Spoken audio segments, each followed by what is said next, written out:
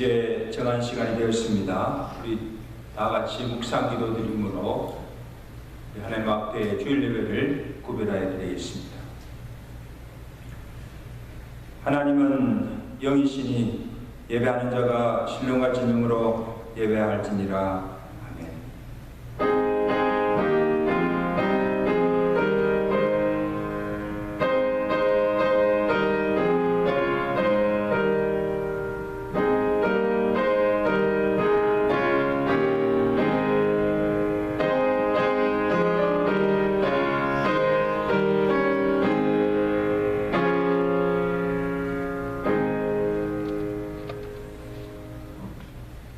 여호와여, 내가 만민 중에서 주께 감사하고 문나라 중에서 주를 찬양하오리니 주의 인자하심이 하늘보다 높으시며 주의 진실은 궁창에까지 이르나이다.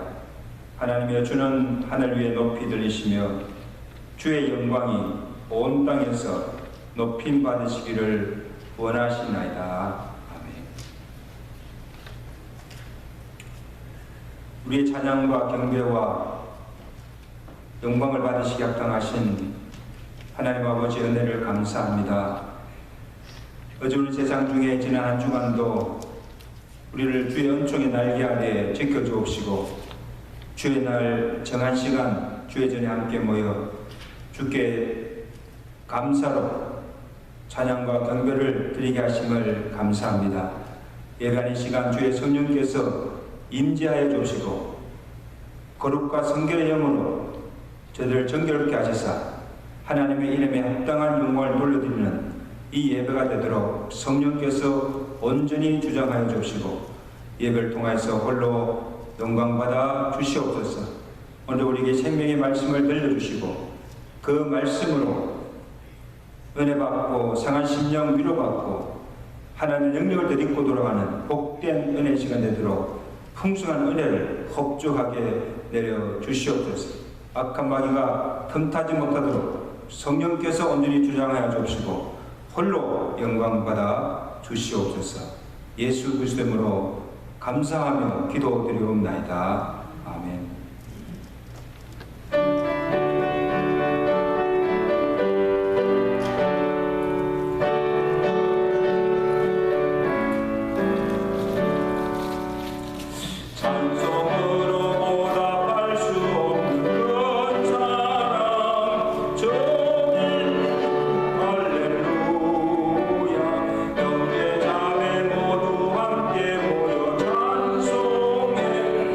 저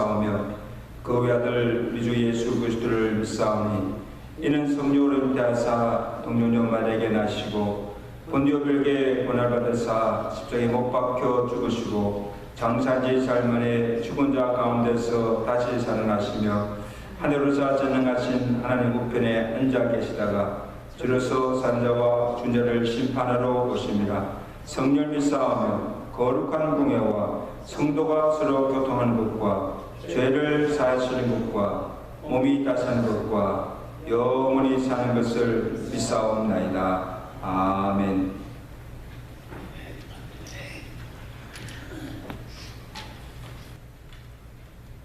의로우신 하나님 아버지, 오늘도 주의 은혜 가운데 한 주간을 생활하다가 주의 전에 나왔사옵나이다. 우리를 도와주셔서 감사하옵나이다. 이 시간 은혜와 사랑으로 충만한 시간이 되게 하여 주시고 주의 능력으로 넘치게 하여 주시옵소서.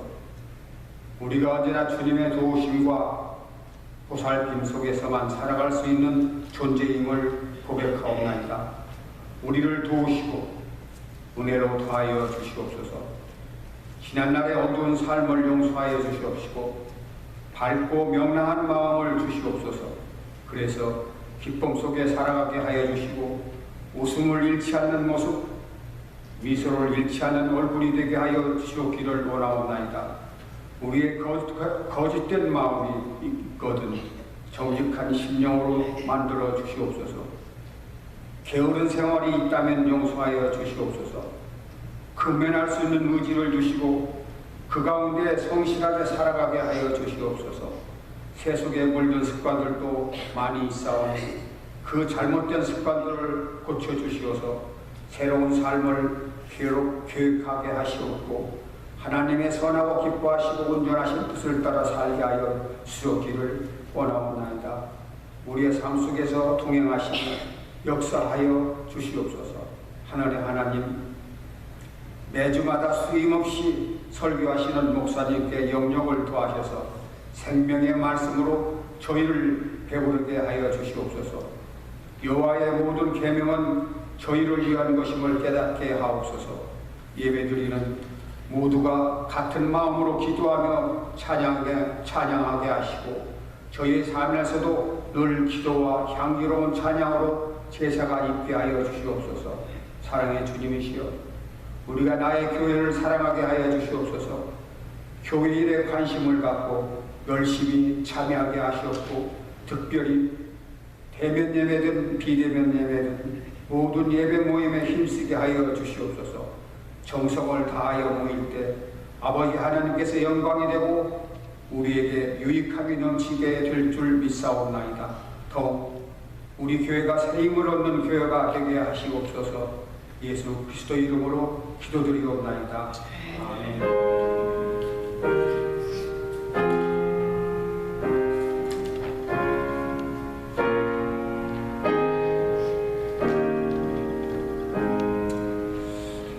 (368장을) 함께 기쁨으로 전하십니다.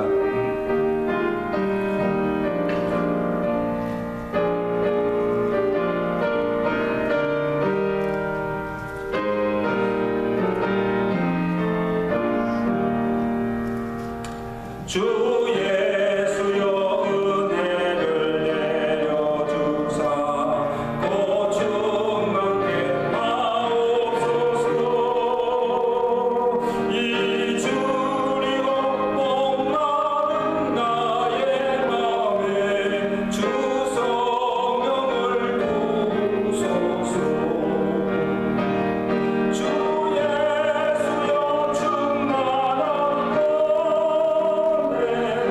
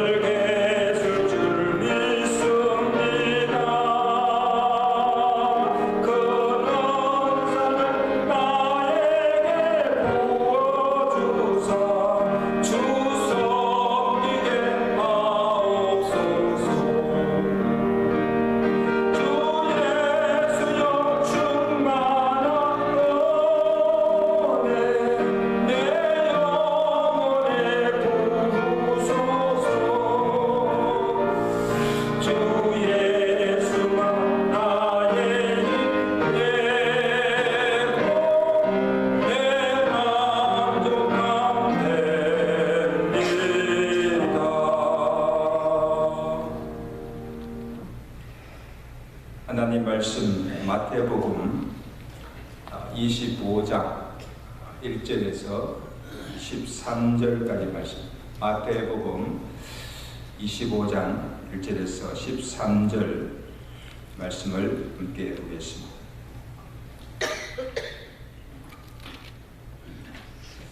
그때의 천국은 마치 등을 들고 신랑을 맞으러 나간 열 처녀와 같다 하리니 그 중에 5은 미련하고 5은 슬기로우니라.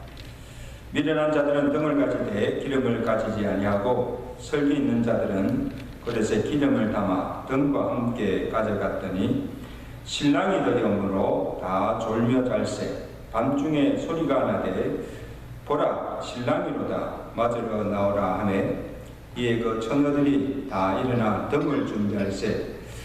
미련한 자들이 슬기 있는 자들에게 이르되 우리 등불이 꺼져가니 너희 기름을 좀 나눠 달라 하거늘 슬기 있는 자들이 대답하여 이르되 우리와 너희가 쓰기에 다 부족할까 하노니 차라리 하는 자들에게 가서 너희 쓸 것을 사라 하니 그들이 사러 간 사이에 신랑이 오므로 준비하였던 자들은 함께 혼인잔치에 들어가고 문은 닫힌지라. 그 후에 남은 처녀들이 와서 이르되 주여 주여 우리에게 열어주소서. 대답하여 이르시되 진실로 너희에게 이르노니 내가 너희를 알지 못하노라 하였느니라. 그런즉 깨어있으라. 너희는 그날과 그때를 알지 못하느니라.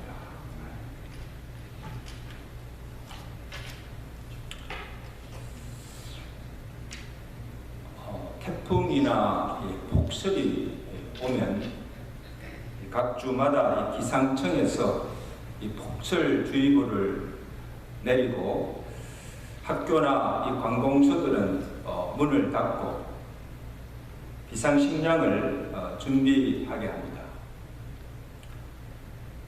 왜냐하면 준비하고 있지 않으면 큰 피해와 생명까지 이룰 수가 있기 때문입니다.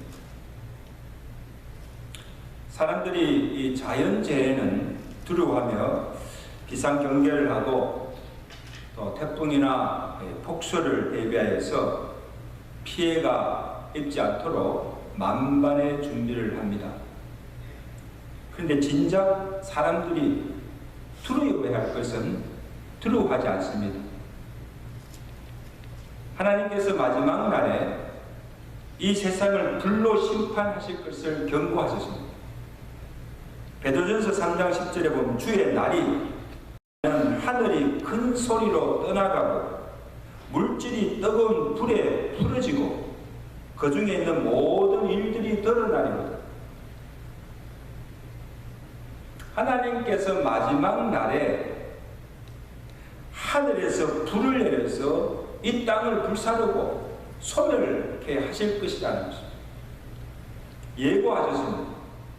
여러분 한번 생각해 보세요. 하늘에서 비나 눈덩이가 아니고 불덩어리가 내려서 이 땅을 태운다고 한번 상상해 보십시오.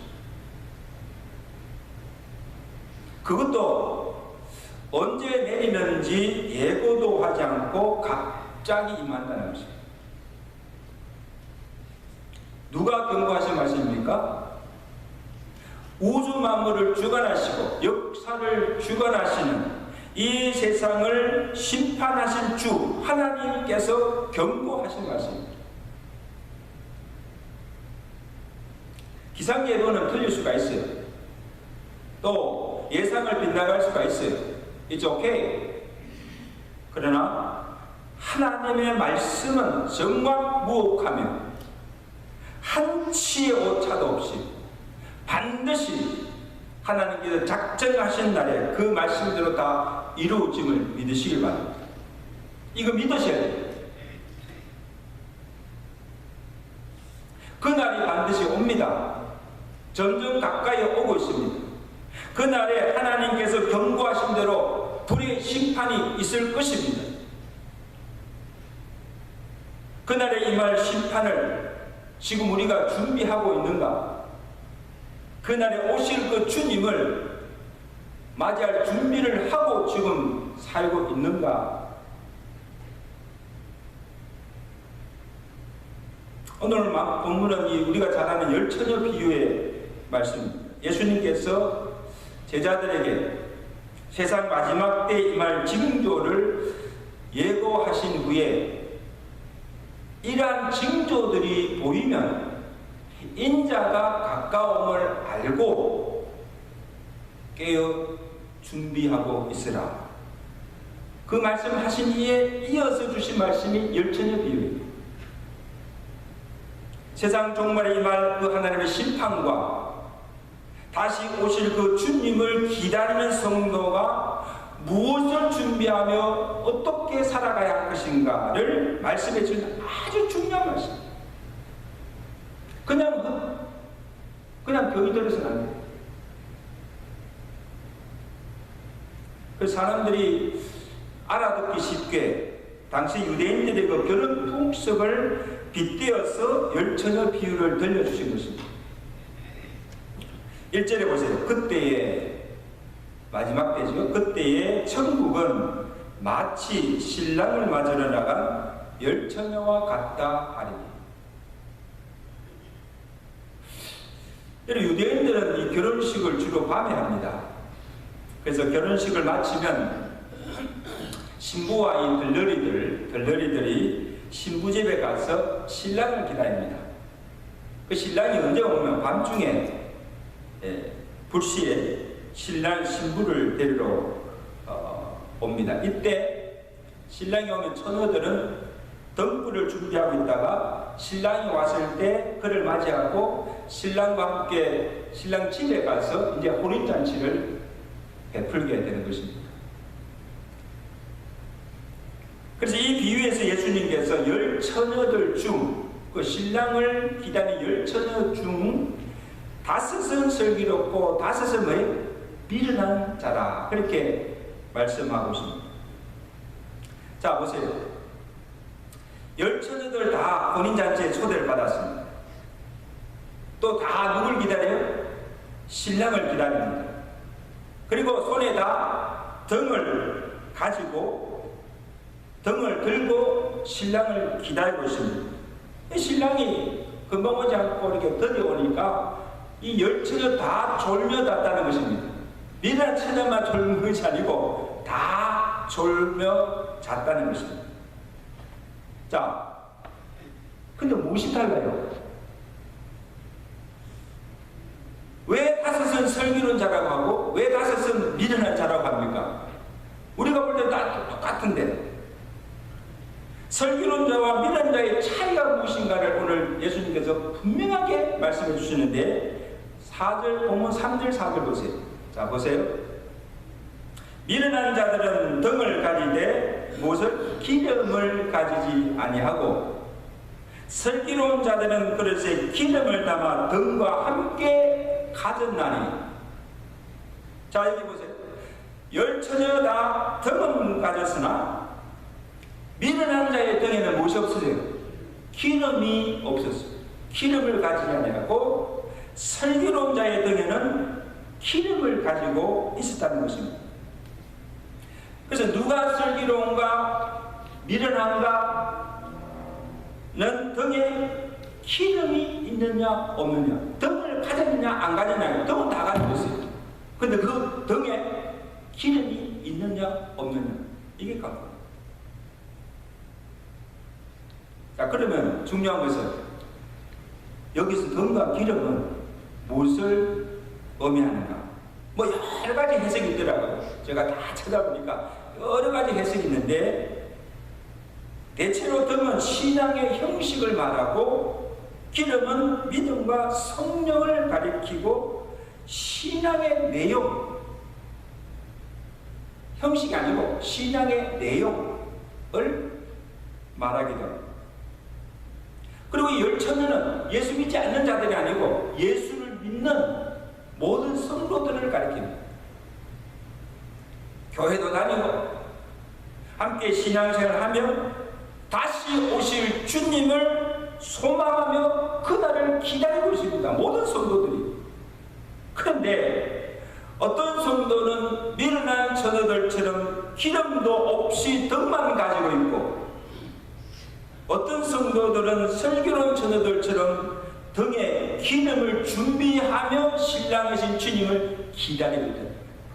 이해가 되세요? 여러분, 겉으로 볼 때는요, 구별이 되지 않습니다. 누구 등에 기름이 있는지 없는지, 다 등은 다 열천이 다 등을 가지고 있는데 누구 등에 기름이 있는지 없는지, 또 누가 참 믿음 있는지 없는지 알 수 없어요. 누가 슬기로운 자인지 미련한 자인지를 구별할 수가 없습니다. 근데 언제 분명히 드러나는가 하면 신랑이 왔을 때예요. 마지막 날에 주님 앞에 설 때입니다.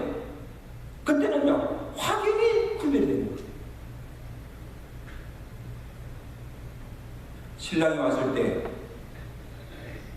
등에 기름을 준비한 슬기로운 처녀는 등불을 켜고 신랑을 맞이하여 혼인잔치에 들어갔으나 등에 기름을 준비하지 못한 처녀들은 등불을 켤 수가 없어서 신랑을 맞이하지 못하고 혼인잔치에 들어가지 못하고 쫓겨나게 됩니다.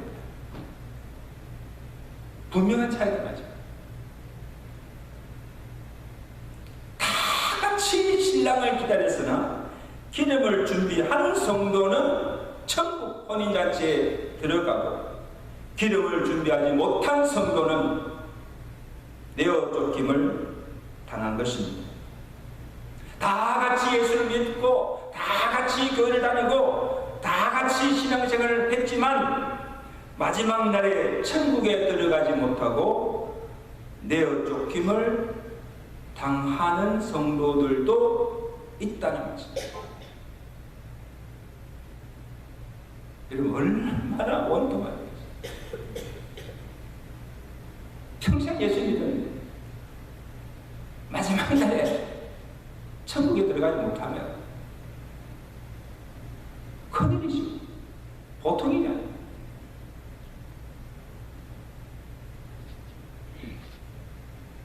여러분, 우리가 지금 다 예수를 믿고 교회도 다니고 나름대로는 신앙생활을 잘한다고 하지만 이 미련한 처녀들처럼 등에 기름을 준비하지 못하면 천국에 들어갈 수가 없다. 신앙의 내용이 없이 신앙의 겉모양이나 형식을 가지고서는 천국에 들어갈 수가 없고 성령으로 충만하여 하나님의 뜻을 행하며 모든 시험과 환난과 핍박을 견디며 참고 믿음을 배반치 아니하고 끝까지 그 믿음을 견고하게 지켜야 구원을 받고 들림을 받고 천국에 들어갈 수가 있다는 것입니다. 분명하게 기억하십시오. 그냥 내가 예수 믿는다고 아니, 잘 믿어야 돼요. 지금도 내가 믿음을 가져야 되지만 이 믿음은 언제까지? 마지막 주님 오실 때까지 믿음을 견고히 붙잡아야 돼요. 믿음 잃으면 도루묵이 아무 소용 없어요. 예수님께서 마지막 날에 누가 천국에 들어갈 수 있는가? 마태복음 7장 21절 나더러 주여 주여 하는 자마다 천국에 들어갈 것이 아니요 다만 하늘에 계신 내 아버지의 뜻대로 행하는 자라야 들어가니라. 이 말씀은 예수를 믿지 않는 불신자에게 주신 말씀이 아니에요. 주여 주여 이름을 부르고 기도도 하고 교회도 다니고 봉사도 하고 구제도 합니다. 나는 그래도 믿음이 있다고 하는데 그러나 주님께서 보실 때는 참 믿음이 아니라 주님의 뜻과는 상관없이 자기 열심, 자기 식대로 믿는 신앙이라는 것입니다. 여러분, 신앙은요 자기 식대로 아니고 성경대로 믿어야 됩니다. 아멘. 성경대로 믿고 성경대로 살아가는 것입니다. 이게 참 신앙. 경건의 모양은 있으나 경건의 능력은 없습니다. 성령을 받기는 받았지만 충만하지 못하고 늘 고갈되어 있습니다. 메말라져 있습니다. 그러니 조금만 시험이 오고 환난이 오면 견디지 못하고 흔들리는 거예요. 그래서 결국 믿음을 저버리고 실족하여 넘어지고 마는 것입니다.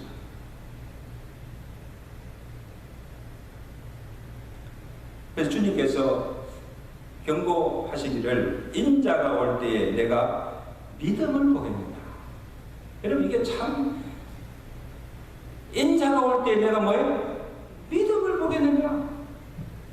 인자가 올 때 예수님께서 찾으시는 그 믿음, 찾으신 자가 누구인가 하면 예수를 구주로 믿는 그 구원받는 그 믿음뿐 아니고 인자가 오시는 마지막 날까지 모든 시험, 환난과 핍박을 참고 이겨내고 끝까지 믿음을 지킨 자, 그 지킨 자를 내가 보겠느냐? 많지 않다는 것이죠. 그래서 마지막 때 주님이 찾으시는 그 믿음을 가져야 구원을 받고 들림을 받고 천국에 들어갈 수가 있다는 말씀입니다. 그래서 이 비유를 재해석하면 예수님의 비유에 나오는 이 미련한 처녀들이 어떤 자들인가 하면 등도 가졌고 신랑도 기다리고 있지만 믿음이 약하고 성령의 기름 부으심도 충만도 받지 못하여서 살아가면서 신앙생활 하면서 조그만 시험이나 환난이 와도 참고 견디지 못하고 쉽게 믿음을 저버리고 맙니다. 말씀을 들어도 말씀대로 살 능력이 없어 주의 뜻을 행할 수도 없습니다. 그러니 어떻게 믿음을 지킬 수가 있고 어떻게 천국에 들어갈 수가 있겠습니까?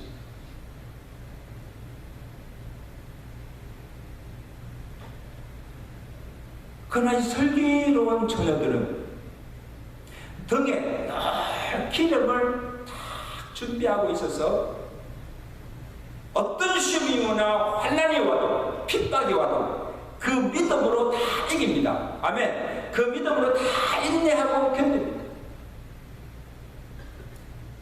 성령 충만하여 성령의 능력으로 육신이 할 수 없는 것도 하고 주의 뜻대로 행함으로 천국에 들어갈 수가 있다는 것입니다.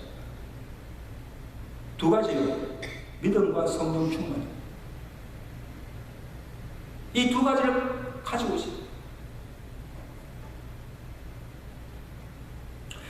그러면 여러분 신앙생활을 하면서 성도들이 늘 점검해야 될 것이 두 가지입니다. 이걸 꼭 명심하시기 바랍니다. 주님 오실 때까지 늘 점검하며 늘 확정해야 될 것이 두 가지예요. 첫째는 내가 믿음에 서 있는가를 확정해 봐야 돼요. 고린도후서 13장 5절이죠. 너희가 믿음에 있는가? 너희 자신을 시험하고 너희 자신을 확정하라. 이 말씀은 자, 내가 지금 예수를 믿는데 내가 지금 믿는 믿음이 참 믿음인가 거짓 믿음인가? 내 믿음을 확인해 보라는 거예요. 내가 지금 이대로 믿어도 천국에 갈 수 있을까? 지금 주님 오시면 어떻게 내가 주님을 대할까? 내가 지금 바로 믿고 내가 지금 바로 살고 있는가를 늘 점검하고 확정하라.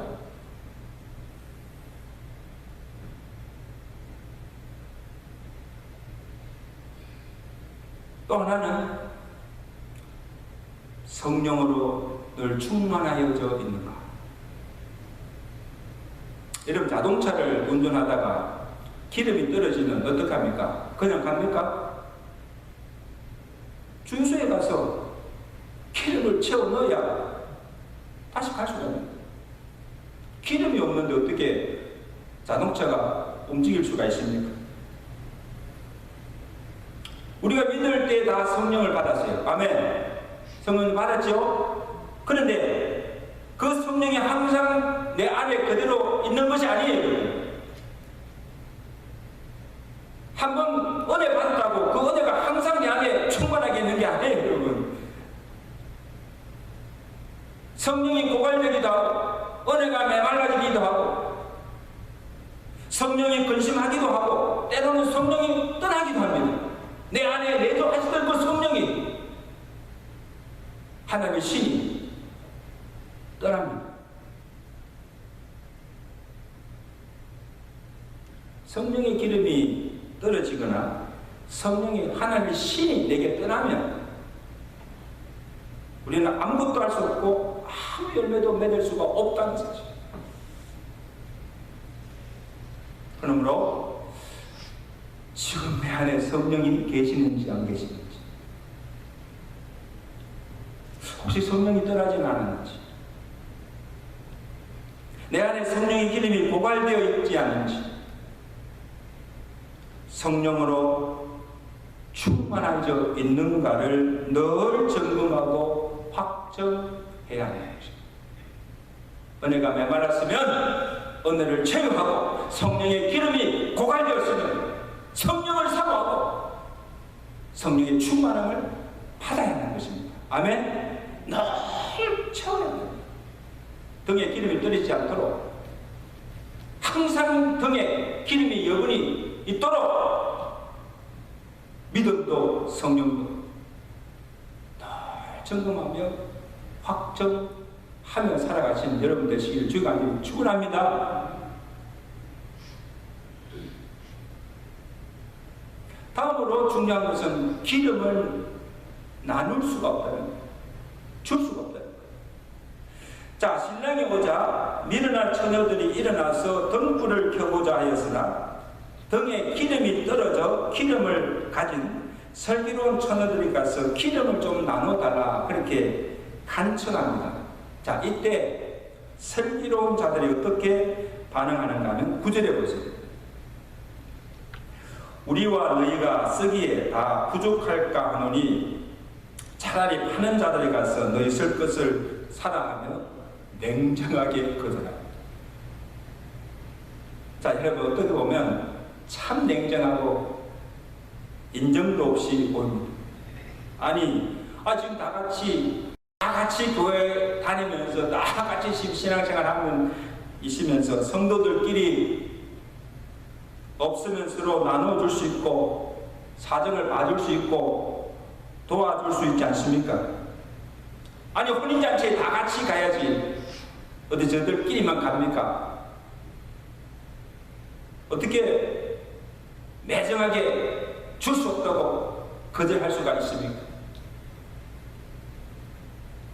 그런데 주님은 이 슬기로운 자들의 행동을 나무라지 않았다는 사실.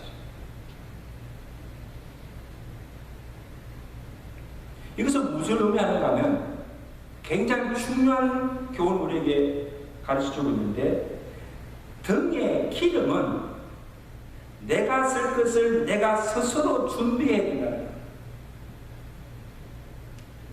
남의 것을 빌릴 수도 없고 내 것을 줄 수도 없다는 것입니다.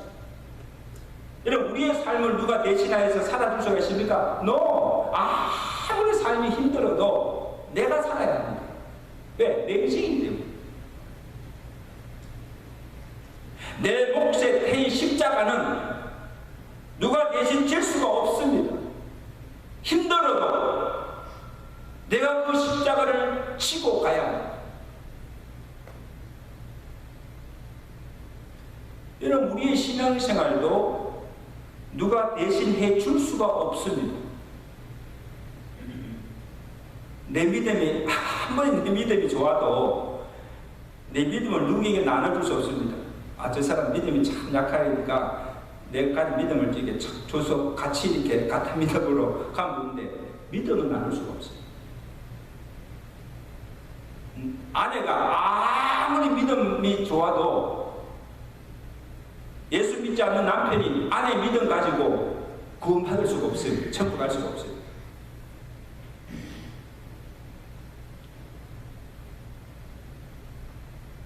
내가 믿어야 하고 내 믿음으로 구원받을 수 있고 천국 갈 수가 있습니다. 여러분, 성령의 은사나 은혜나 충만도 마찬가지예요. 내가 받은 은사나 성령을 나누어 갈 수가 없습니다. 여러분, 은사는 하나님께서 각자의 믿음의 분량에 따라 주시는 은혜의 선물이 은사입니다. 다 달라요. 그러므로 내가 성령을 받아야 하고 내가 큰 은사를 삼아여서 그 은사를 내가 받아야 됩니다. 다른 사람이 아무리 열을 가지고 있어도 소용없어요. 성령 충만도 내가 받아야 돼요. 성령의 열매도 마찬가지고 성령의 열매도 내가 맺어야지 다른 사람의 열매를 따다가 내 몸에 붙일 수 있는 것이 아니에요. 성령의 9가지 열매가 있잖아요. 그 9가지는 9가지는 없어. 저 사람이 있어. 그 사람을 떼서 내가 가질 수가 없다는 것입니다. 내가 믿어야 해요. 내가 기도해야 해요. 내가 은혜를 받아야 해요. 내가 성령 충만하여 내가 성령의 열매를 맺어야 하는 것입니다. 그러므로 신앙생활만큼은 다른 사람의 것을 흉내낼 수도 없고 누가 대신해 줄 수 있는 것이 아니라는 말씀이에요. 왜냐하면 신앙은 하나님과 나와의 1대1의 관계이기 때문에, 그러니까 하나님과 나 사이에 그 어느 누구도 개입할 수가 없고 간섭할 수가 없습니다. 하나님과 나와야 되는 문제예요. 하나님의 나와의 관계예요. 내 믿음으로 구원을 받고 내가 행한 행위대로 하나님의 심판도 받게 되어 있다는 것입니다.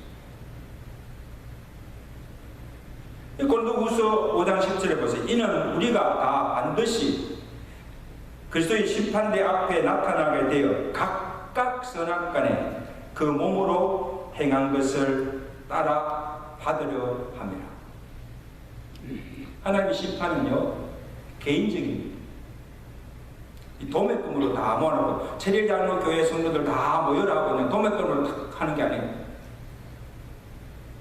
믿음도 자기 믿음으로 들어가요. 구원받고 천국 가지만 하나님의 심판도 각자가 사는 날 동안 행한 그 행위대로 갚으시고 공의로 심판하시는 것을 믿으시기 바랍니다. 그러므로 마지막 심판 때에는 숨기거나 감출 수가 없고 만물이 하나님 앞에 다 드러나게 되었습니다. 드러나지 않을 것이 없습니다. 각각 행한 대로 갚으시고 심은 대로 거두게 하시는 공의의 심판이 있습니다. 또 하나 우리가 기억할 것은 마지막 심판 때에는 더 이상의 하나님의 긍휼이나 자비가 없다는 말씀입니다. 굉장히 무섭습니다. 본문에 여러분 미련한 자들 보세요. 미련한 처녀들이 신랑이 온다는 소식을 듣고 불이 나게 기름을 사서 왔지만 신랑은 슬기로운 처녀들과 함께 이미 혼인잔치에 들어갔고 문은 굳게 닫혔습니다. 그 후에 미련한 처녀들이 문을 두드리며 주께 간청합니다. 주여! 주여! 우리에게 문을 열어 주소서. It's too late. 주님이 12절에 뭐라 하십니까? 문을 열어주지 않고 내가 너희를 알지 못하느라 나를 떠나라.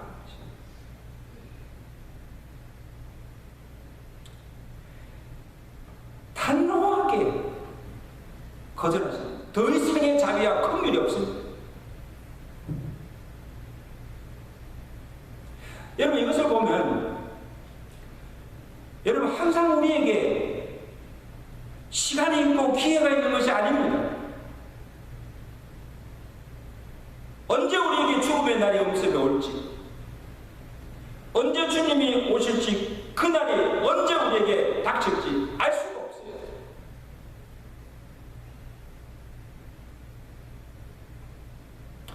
아무 인생도 죽음을 피할 수 없듯이 죽음 후에 있을 하나님의 심판도 피할 수가 없다는 말씀입니다. 여러분, 죽는 것만 들어오세요.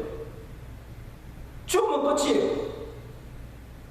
근데 더 두려운 것은 죽음 후에 하나님의 영생과 영벌의 심판이 있다는 거죠. 죽음보다 더 무서운 건 뭐예요? 하나님의 심판이에요. 이 심판이 우리 영혼을 좌우하는 거예요.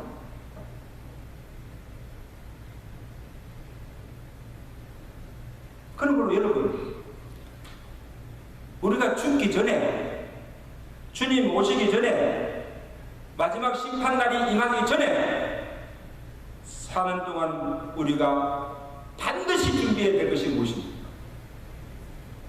등에 항상 기름을 준비해야 됩니다. 왜 항상 준비해야 됩니까? 왜 항상 늘 점검해서 그것을 확인해야 됩니까? 주님이 어느 때 오실지 알 수 없기 때문에. 여러분 보세요. 미련한 처녀들이 왜 미련한가 하면 그들이 기름을 준비하지 못한 이유가 무엇입니까? 무엇 때문에 기름을 준비 못했을까요? 기름이 있어야 하는 것도 알고, 내가 이렇게 믿어서는, 내가 이렇게 살아서는 안 된다는 것도 늘 알면서도 아직도 내게는 시간이 있고 언제든지 내가 원하면 기름을 살 수 있고 내가 원하면 내가 잘 믿을 수 있다고 착각하고 있기 때문에 이게 대단한 착각이에요. 지금 아니더라도 주님 아직 오실지 아직 모르는데 아직 지금 아니더라도 나중에 신랑이 올 때 그때 가서 준비하면 되고, 내가 죽을 때 그때 가서 내가 예수 믿는다 하고 죽으면 되지. 그리고 나중에 내가 좀 형편이, 사는 형편이 좀 나아지면, 좀 좋아지면 그때 가서 내가 교회도 열심히 다니고 교회 봉사도 열심히 하고 내가 주일도 열심히 하면 되지. 여러분, 착각입니다. 이 착각 속에 살면 됩니다. 그런 날 오지 않습니까? 그러니까 지금 내가 해야 할 일을 계속 미루는 거예요. 아직도 시간이 있다. 아직도 기회가 있다. 아직 살 날이 많이 남아있다. 오늘 주님께서 이 열처녀 비유를 통해서 우리에게 주시는 말씀입니다. 구원의 기회를 주실 때 믿어야 하고, 회개할 기회를 주실 때 미루지 말고 적시로 죄를 회개하고, 은혜를 주실 때 은혜를 받아야 하고, 천국 문이 열려 있을 때 천국에 들어가도록 힘써야 하는 거죠. 말씀하면 천국 문이 닫히면 소용없어요. 더 이상의 긍휼과 더 이상의 자비가 없다는 말씀입니다. 하나님께 주신 기회가 지나가면 다시 믿을 수 없고, 다시 회개할 수 없고, 다시 일할 수 없고, 다시 천국에 들어갈 기회가 없다는 것을 여러분 기억하시고, 여러분 오늘 주신 말씀을 그냥 헛되이 듣지 마시고 경히 듣지 마시고 우리 마음판에 새기시고, 주님 오실 때까지 이 말씀 붙잡고 기름 준비하여 다 들림받고 구원받고 천국에 들어갈 수 있는 지혜로운 성도들 되시기를 주의 간절히 축원합니다. 축원합니다. 기도하겠습니다.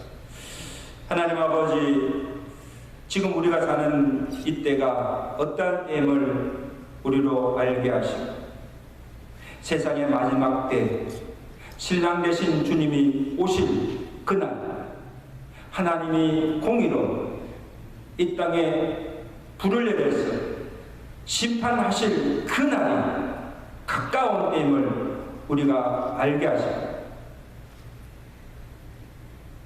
주님 오시는 그날까지 우리가 어떻게 살아야 하는가, 우리가 무엇을 준비하며 살아가야 할 것인가를 오늘 열천의 비유를 통해서 우리 안에 깨우쳐 주심을 감사합니다. 하나님 아버지, 우리가 예수를 믿고 교회를 다니고 지금 신앙생활을 하고 있지만 오늘 내가 믿는 믿음이 참 믿음인지 거짓 믿음인지 하나님께 인정받을 수 있는 믿음인지를 늘 나의 믿음의 상태를 점검해 보고 있습니다. 내가 지금 바로 믿고 내가 지금 바로 살고 있는가를 늘 생각하며 살아가는 자들 수 있도록 도와주시옵소서. 주님께서 오늘 오라 하시면 또한 주님이 언제 오시든지 내가 그 주님을 영광스럽게 맞이하며 할 믿음 준비하며 살아가는 자들 수 있도록 도와주시옵소서.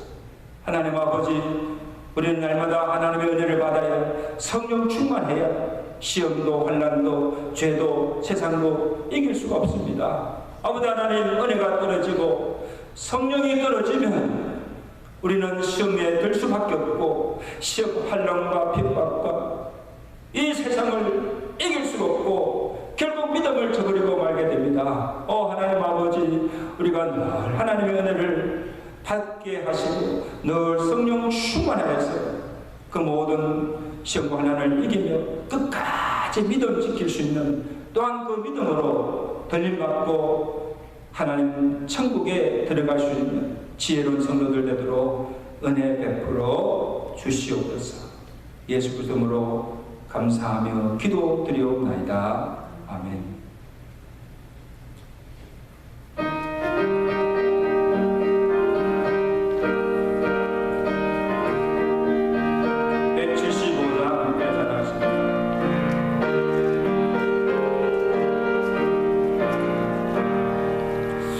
신랑 대신 예수께서 다시 오실 때 밝은 등불 들고 나갈 준비되느냐, 그날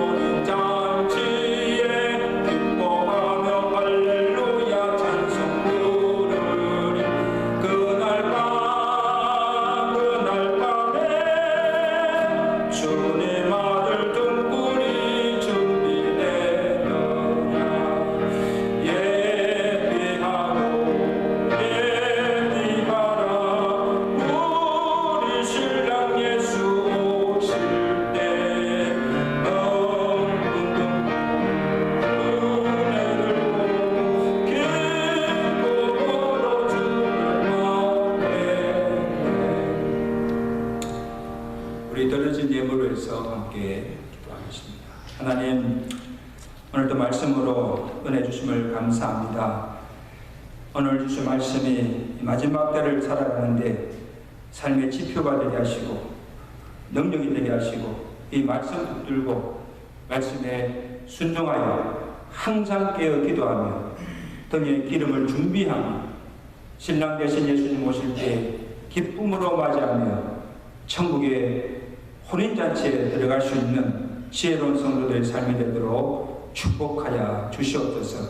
하나님께 받은 은혜와 사랑에 감사하여 정성 어린 예물을 믿음으로 주님 앞에 바칩니다. 주께서 이 예물을 헌정하여 주시고 저들의 정성과 믿음을 보시고 그 믿음대로 응하여지는 복을 다해 주셔서 사는 날 동안 때를 따라 도우시는 그 하나님의 은혜의 손길과 우리의 삶 가운데 역사하시는 그 하나님의 능력과 기적을 날마다 맛보며 살아갈 수 있는 성도들 삶이 되도록 영육 간에 풍성한 복을 베풀어 주셔서 남은 세계만큼은 나를 위해 살지 않고 주를 위해서 하나님나라와 그 의를 위해서 살아가는 주의 백성들 되도록 은혜 베풀어 주시옵소서. 하나님 아버지, 저기에 리파이낸스 클로징하는 문제가 잘 해결되게 하시고 또 하나님의 교회가 주께서 함께하여 주시는 그 능력으로 말미암아 하나님께 맡겨주신 마지막 때의 사명을 잘 감당하며 하나님의 칭찬받고 하나님께 영광 드러내는 귀한 교회가 되도록 축복하여 주시옵소서. 아버지 하나님, 새 학기를 시작하며 또 갯벗으로 돌아가며 새 학년을 시작하는 우리 자녀들에게 은혜를 다하시고 이 코로나로 인하여서 건강에 어려움 당하지 않도록 또 악한 영들의 시험이나 믿음을 해치는 그런 일이 없도록 주님께서 저들을 눈동자같이 지켜주시고 어디에서 무엇을 하든지 하나님 믿는 자녀답게 주의 영광을 살아갈 수 있는 귀한 자녀들 되도록 주여 축복하여 주시옵소서. 이 모든 말씀 우리 주 예수 그리스도로 감사하며 기도드리옵나이다. 아멘. 시편 103편 1절 2절입니다. 우리 다 같이 함께 들어가겠습니다. 시작. 내 영혼아 여호와를 송축하라. 내 속에 있는 것들아 다 그 이름을 송축하라. 내 영혼아 여호와를 송축하며 그의 모든 은혜를 잊지 말지어다. 아마 이번 주에 우리 교회 몰개시 리파이낸스 클로징을 아마 하게 될 것 같습니다. 이 모든 일들이 마지막까지 잘 해결될 수 있도록 이런 기도를 해주시길 바랍니다. 그리고 9월부터 우리 교회 청소를 우리 네 교회가 이제 돌아가면서 하게 되는데 우리 첫 주가 우리 교회입니다. 그때 할 때 우리 마들 나오셔서 함께 청소해 주시면 감사하겠습니다. 나머지 광고들은 주부를 참고하시기 바랍니다. 이제 우리 다 같이 일어나셔서 찬양하시겠습니다.